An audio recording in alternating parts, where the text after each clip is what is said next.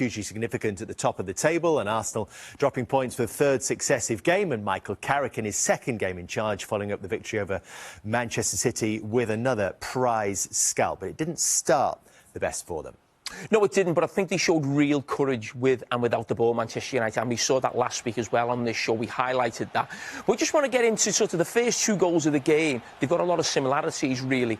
And what you've got is, as a lot of teams do, but this back three with Zubimendi, a central midfield player, dropping in between the two centre-backs. It splits the centre-backs, which means Arsenal have a lot of rotation in terms of the players. So you have Zubimendi in that position, and then we see the positions of the full-back. So as soon as your back three splits like that, your full-backs can either go really wide like wing-backs, or they get in the pockets. In Carragher and Timber. We see this a lot with Arsenal. But I just want to have a look at sort of Manchester United and how they sort of dealt with this as well. So as this ball comes across, and this is what I'm talking about with courage. So when Manchester United were in this deep block, you've got players, as I said, between the lines. He now makes us move out wide. Bryan Mbeumo there goes to press. OK, he jumps there. He doesn't stay with him. The idea is to go and press and be aggressive there. But, obviously, Carragher in that position is now looking to play the ball into the box. And who is in the centre-forward position? The full-back. We've highlighted this a lot with Arsenal and with the full-backs and the rotations. So that is a positive for Arsenal. But you can see the intention for Manchester United was to be brave and try and press and jump to centre-backs rather than staying just with full-backs. But you see Timber in there, he's up against Martinez, he gets an own goal just because of the actual size and power of Timber. Martinez can't move him. But we're going to look at a situation where Arsenal are building up here with a back three. And this time Timber's in the back three. We tend to see a little rotation differently with Zubimendi. Can't get on the ball, so he now wants to get into the back three. And again, just a little bit of a rotation, a little bit of movement from players. But I think they let themselves down at times, Arsenal, and this is one of those occasions where we say that they're at times risk-averse. Now, for me, Zubimendi is a quality player, plays for Spain, technically one of the best midfield players in Europe.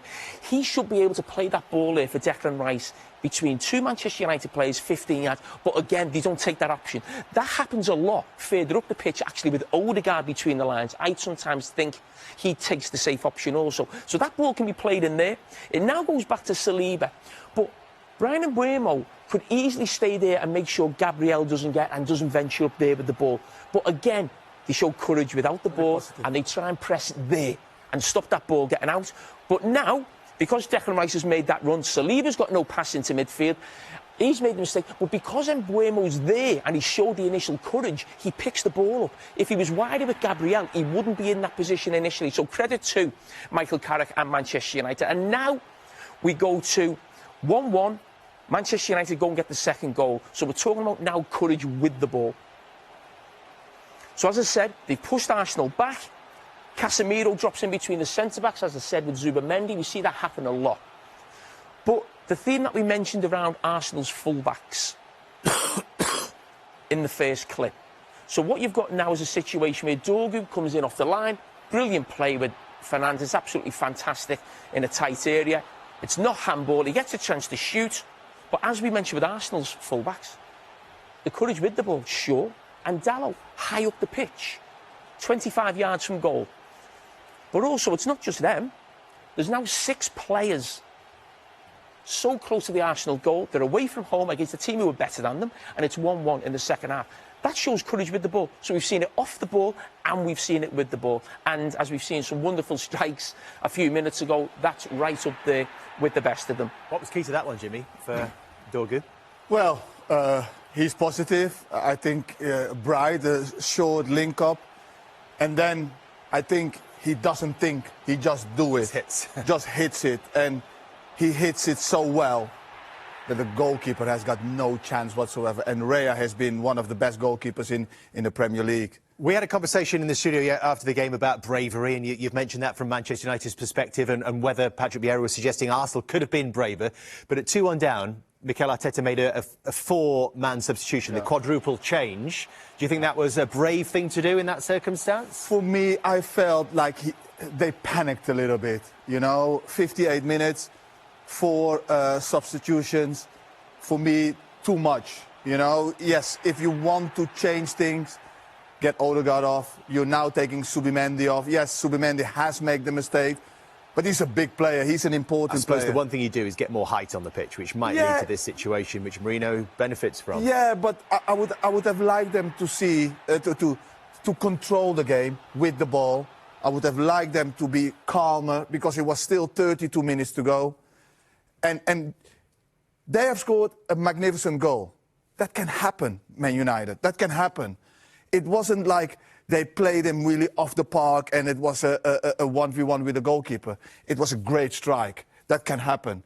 They could come back into the game, calm the game down, control the game with two changes. Now, Declan Rice had to play as a pivot, what is not his best position. You want to keep him high up. I think it was too much for me, you know?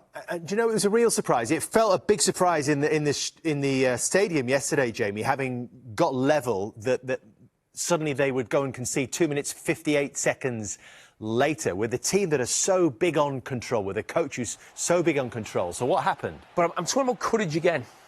Bringing Sesko on. I think he comes on for Dorgu. If Dorgu's a wide player, you bring a centre-forward on. Them centre-backs win everything. He keeps it alive. So that was courage from the manager, bringing Sesko on, again, away at Arsenal. But when I talk about quality and courage as well, I'm going to look at actually 3 Manchester United players here up against, 6. That's a training session. The 6 players will never let the 3 players get out of there unless you're talking about real quality and almost genius to get out of there. Yeah. You put that session on as a coach, Jimmy, you'll know that as a coach, you're not getting out of there.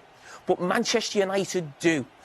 And who's involved in it? Bruno Fernandes has been at the heart of everything since Carragher came in. And he has been with every United manager, but certainly in this number 10 position now. So you run it on here, and the football, as we saw with the Dorgu goal, is absolutely fine. When you are going in the half turn and you're now running, you know, you just know the feeling is there. You just have to hit it with the inside of your foot as hard as possible. Hopefully it hits the park a little bit, it goes even harder, and the goalkeeper has got no chance. And that's what it is. Has the United transformation surprised you, Jamie? Oh, yeah, in those 2 games, of course it has, yeah. Because of the nature of the opposition. I didn't think it takes an awful lot to improve Man United because the bar was so low. You know, you're talking about a manager there bringing on Sesko and showing courage. I mean, we were watching Manchester United bring a centre-back off every game and bring a centre-back on. Yeah.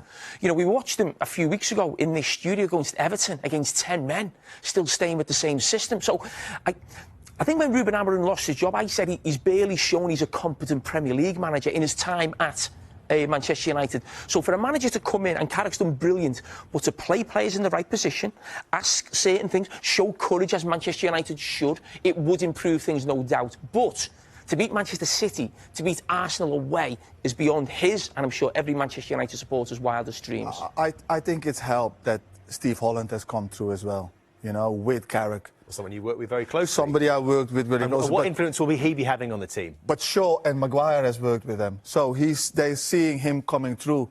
It's a familiar face. They know how he works. They know what he's like.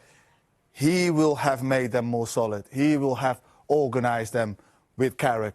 He will have a game plan. Of course, Amorim will have a game plan as well. But he knows their strengths of those players. And it's for a player to see somebody coming through the door is believable, you know. So it helps. And Sesko, I think that is one of Steve Holland's strengths. It's put Sesko in, put the pressure up there, get the ball as far away from our goal. Let's play in their half. Yes, it's brave, but it's intelligent as well, because they now have to keep a lot of players behind as well. A lot of discussion about Arsenal's attacking prowess as well in the wake of that game. Yes, they scored 2 goals, but again, the forwards didn't contribute to those numbers. And this is their top-scoring chart for the season, with Gyökeres and Trossard both with 5, and as much been talked about, own goals is... And Trossard both with 5, and as much been talked about, own goals is... joint 3rd top scorers. So let's have a look at the underlying numbers, and particularly around open play, because we know that Arsenal is so dangerous from set pieces. But there has been a trend with recent champions since these XG numbers have been collected. So over the last 4 seasons, Manchester City twice winning the league and Liverpool winning the league last season with the highest open play XG per game.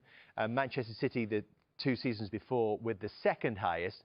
Arsenal right now with 1.12 open play XG per game ranks 5th highest in the Premier League. Is that a problem? It is a problem.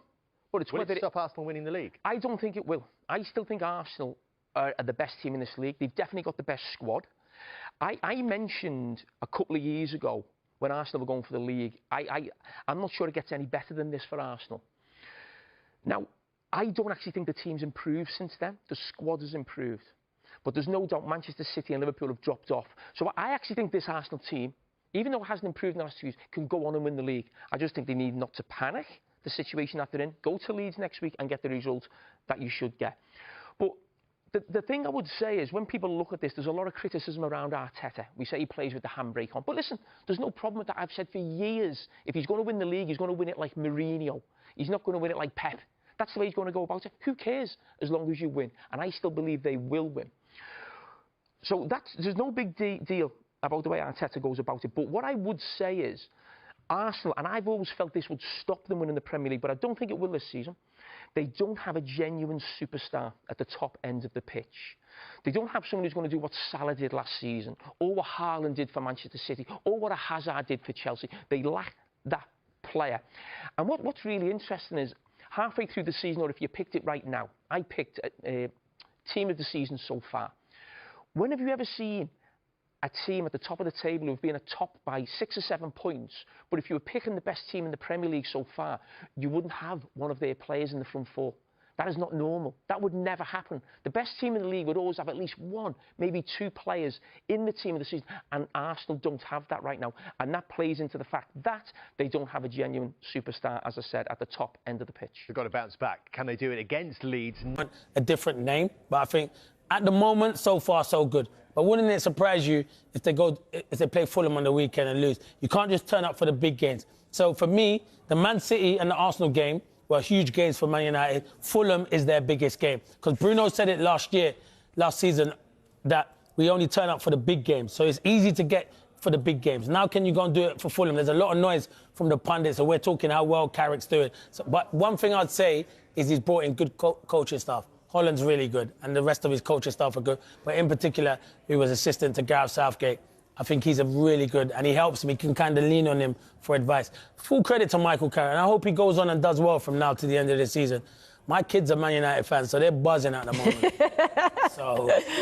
I can't fault that. Right, so the big question then is, what is achievable for Manchester United and for Michael Carragher this season? Dave, what is the maximum number of points that they could end the season with? Well, I mean, Clinton's family obviously got some United fans in it. There's a lot of United fans that work here, and they're desperate for me to talk about United winning the title. Now, I had to put my foot down and say that's absolutely ridiculous. So they haven't made it onto my Premier League title predictor wall just yet. But yeah, if United win all their games between now and the end of the season, it would leave them on 83 points. And according to our title predictor here, you are going to need 81 by the end of the Premier League season to win it. And by the way, that number has come down from 86 a couple of weeks ago because of the top 3 essentially just struggling to string together results. Arsenal's cumulative points here, you can see, is the red line. They're slightly ahead, look, of Manchester City in the blue, and the Villa line of claret there. Villa, absolutely atrocious start to the season, wasn't it, for them? But they have slowly worked their way up and into contention. Arsenal 4 points clear, but the gap has closed. As it stands, another 31 then required to become champions. Arsenal's lead was cut this week from 7 to 4 then, which actually the 7 points was one of the largest leads at the top of the table. Manchester United 7 clear in 97-98. They were eventually overhauled by Arsenal. More on that in a moment. And Newcastle as well were 9 clear of Manchester United in 1996, but couldn't convert in one of the classic Premier League run-ins. When you do that with footballers, like he said about Leeds, and when you do things like that about a man like Stuart Pearce,